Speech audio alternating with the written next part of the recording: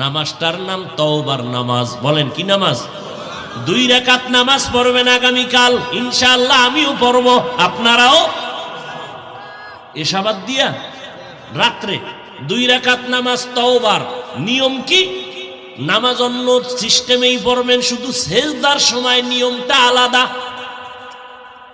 তওবার নিয়তে নামাজ পড়বেন, অন্তরকে আল্লাহর কাছে ছেড়ে দিয়া বলবেন, আল্লাহ আমি আপনার আদালতের আসামি হইয়া দাঁড়াইছি, তওবা করার নিয়তে নামাজে দাঁড়াইলাম। 2 রাকাত নামাজে কয়টা সেজদা হবে?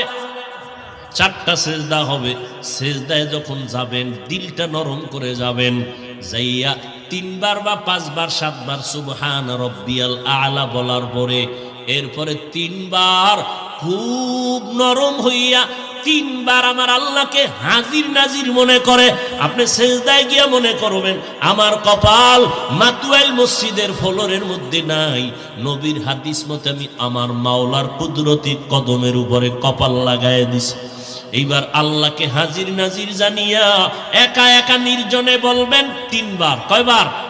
তাসবিহ পড়ার পরে ইয়া রাব্বি গফিরলি, ইয়া রাব্বি গফিরলি, ইয়া রাব্বি গফিরলি, ও রব আমাকে মাফ করে দাও। খুব নরম হইয়া চোখে পানি আনার বাহানা করে আল্লাহর কাছে বলবেন সিজদায় বসিয়া, ইয়া রাব্বি গফিরলি, ইয়া রাব্বি গফিরলি, ইয়া রাব্বি গফিরলি। কয়বার? 3 বার। প্রত্যেক সেজদায় শেষে 3 বার করিয়া এভাবে 2 রাকাত নামাজ পড়বেন।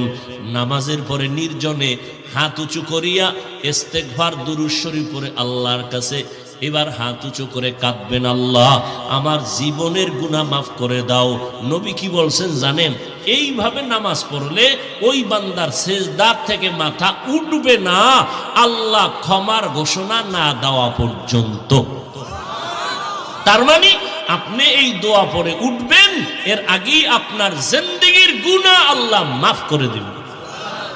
পারবেন? আল্লাহ আমাকেও তৌফিক দান করেন, আম্মা জানদেরকেও তৌফিক দান করেন, আপনাদেরকেও আল্লাহ তৌফিক দান করেন। কেউ যেন আমরা আমল থেকে বঞ্চিত না হয়ে যায়।